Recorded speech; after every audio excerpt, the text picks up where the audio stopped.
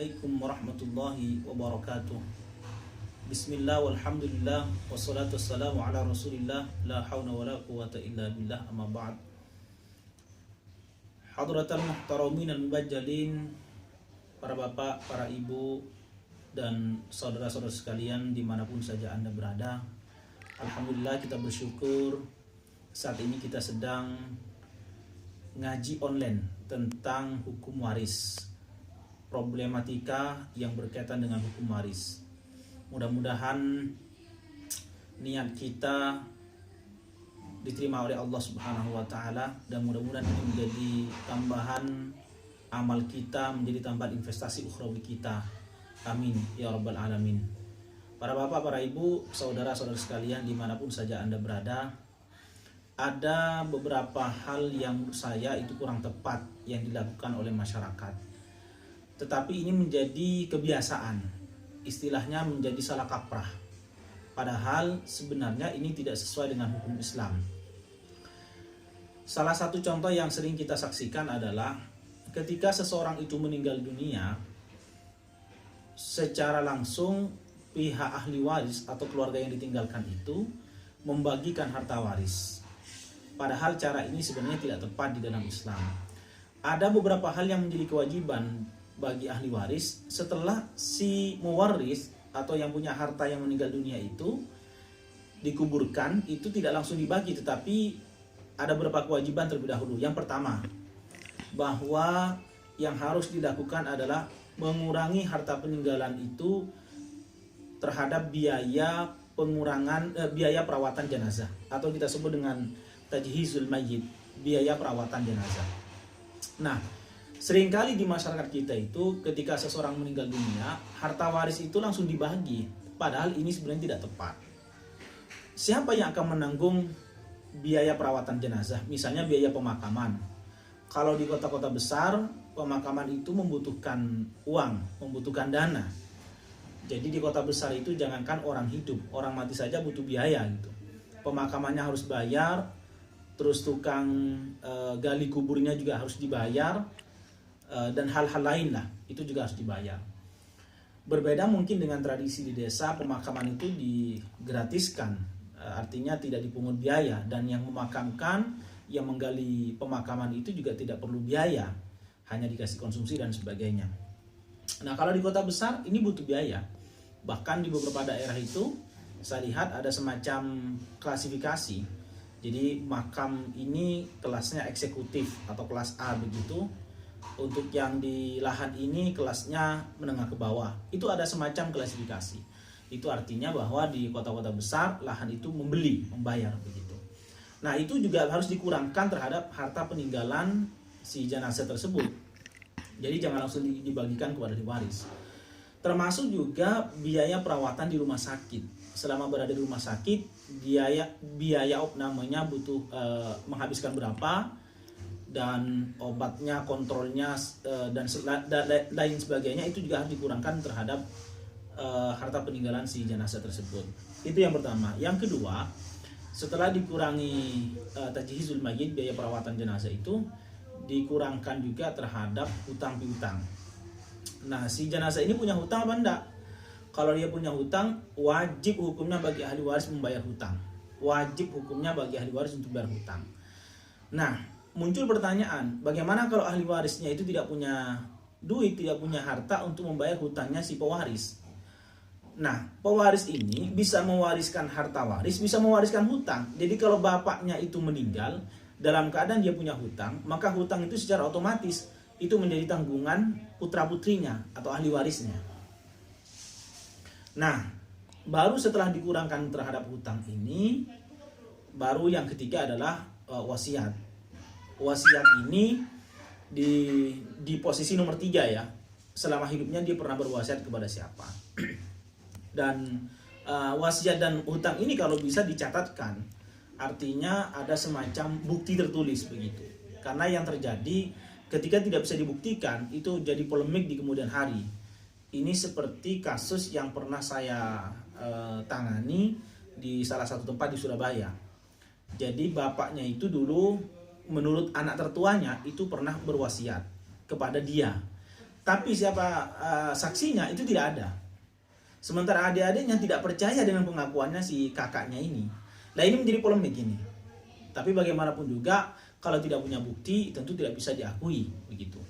Cuma maksud saya sebisa mungkin ini dihindari, karena yang terjadi itu kalau tidak ada bukti secara tertulis, minimal lah disaksikan oleh ketua RT, ketua RW, atau disaksikan oleh tokoh agama di tempat itu, minimal itu.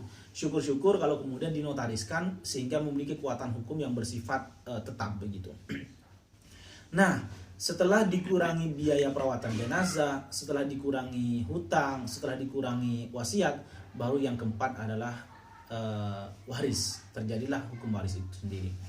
Nah, hal-hal lain yang seringkali terjadi di hukum waris ini adalah persepsi masyarakat bahwa Islam itu katanya diskriminatif, tidak pro terhadap perempuan. Buktinya ayat Al-Quran mengisyaratkan falizakari mislu hadzil unsayain, bahwa laki-laki itu mendapatkan 2 kali lipat daripada pendapatan perempuan begitu. Bagian laki-laki 2 kali lipat daripada bagian perempuan. Ini sebenarnya ketentuan ini bisa disiasati dengan cara memberikan hibah. Jadi misalnya begini, ada seorang ayah punya anak 2 laki dan perempuan. Ini persis yang dialami oleh salah seorang jamaah di salah satu tempat di Surabaya juga. Anak laki-laki ini menikah dengan seorang perempuan, dapat orang Sulawesi. Sudah dia tinggal di Sulawesi dan tidak pernah pulang. Bahkan ketika ayahnya keluar masuk rumah sakit pun dia tidak pernah datang gitu. Begitu ayahnya meninggal dunia, anak ini kemudian datang untuk menagih warisan terhadap ibunya. Katanya 2:1 menurut Islam. Nah, ibunya nanya ke saya, apa benar Islam itu 2:1? Saya katakan, memang benar. Ya, bahwa laki-laki dapat 2 bagian, perempuan dapat 1 bagian. Nah, kalau begitu kan tidak adil Ustadz. Islam ini diskriminatif. Tidak menjunjung tinggi hak perempuan sebagai seorang anak juga yang posisinya sama dengan anak laki-laki. Lalu saya jawab, enggak juga. Islam sangat adil, Islam sangat objektif, tetapi disinilah kelemahan orang tua seringkali tidak paham atau tidak mau melakukan begitu. Padahal sebenarnya ada solusi. Apa solusinya? Hibah. Jadi ketika orang tua itu mau meninggal dunia, harusnya dihibahkan dulu kepada anak perempuan. Kalau memang dianggap anak perempuan ini dianggap dedikasinya lebih tinggi daripada anak laki-laki. Misalnya dia punya harta 1 miliar. Hibahkan aja 250 juta kepada anak perempuan. Berarti sisa 750. Begitu nanti dia meninggal dunia, 750 ini laki-laki dapat 500, perempuan dapat 250. Tapi sebelumnya kan dapat 250 dengan cara hibah. Jadi kalau dijumlahkan itu sama-sama dapat 500 jutaan. Nah, inilah menurut saya adalah hibah ini solusi. Hanya saja seringkali tidak dimanfaatkan, tidak digunakan oleh orang tua, atau mungkin karena orang tua tidak paham begitu, bahwa hibah ini adalah solusi dari setiap hukum waris yang dianggap itu tidak fair, tidak adil. Ini yang seringkali ditanyakan oleh masyarakat. Kemudian kembali lagi ke soal wasiat. Wasiat itu berapa ukurannya? Wasiat itu 1/3. Ini berdasarkan hadis dari Sa'ad bin Abi Waqqas. An Sa'd bin Abi Waqqasin radhiyallahu anhu qala, qultu ya Rasulullah ana zumalin wa la yarithuni illa ibnatun li wahidah. Ya Rasul, saya adalah seorang kaya raya, punya duit dan tidak ada yang mewarisi harta saya kecuali anak perempuan saya yang satu itu. Afa atasaddaqu bi sulusai mali, apakah aku berwasiat kepadanya dengan 2/3? Qala la. Kata Rasul, tidak. Qultu, aku berkata, kata beliau, afa atasaddaqu bi syatrihi, apakah aku harus berwasiat kepadanya dengan separuhnya? Qala la. Enggak juga, kata Rasul. Qultu, aku berkata, kata Sa'ad, afa atasaddaqu bi sulusihi, apakah aku harus berwasiat dengan 1/3? Qala as-sulus. Beliau menjawab, as-sulus 1/3. Wasulus kasir, 1/3 itu banyak.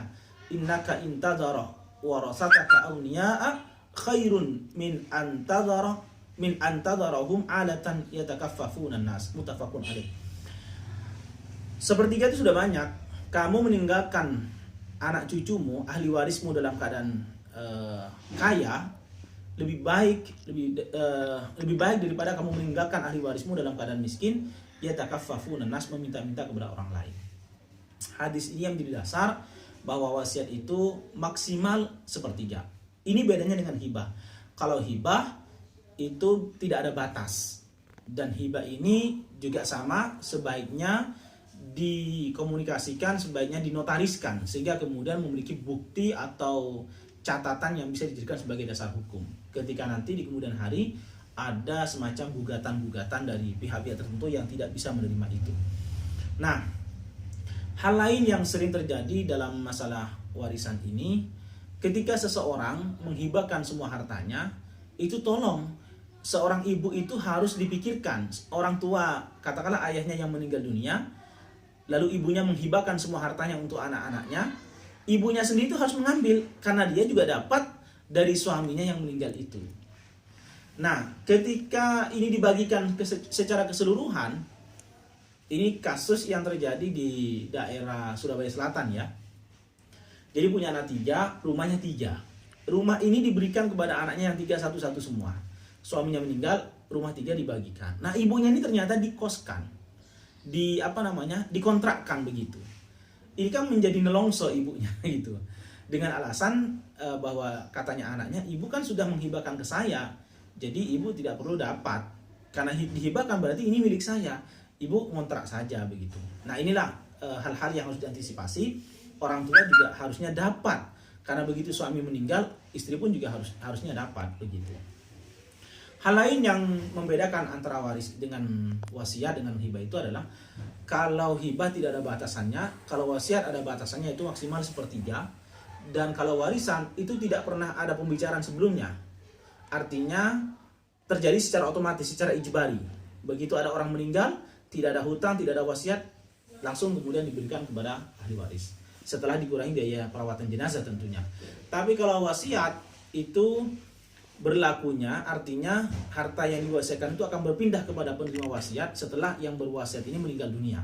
Kalau hibah, di saat dia memberikan, ya di saat dia pula harta itu berpindah kepada orang yang menerima hibah tersebut. Saya kira itu para bapak, para ibu, dan saudara sekalian dimanapun saja Anda berada, penjelasan tentang hukum waris ini masih muqaddimah, masih pengantar, dan insya Allah di lain waktu kita akan lanjutkan dengan pembahasan yang lebih detail kembali, dan mungkin akan kita masuk kepada teknis-teknis perhitungan. Sekian dan terima kasih. Assalamualaikum warahmatullahi wabarakatuh.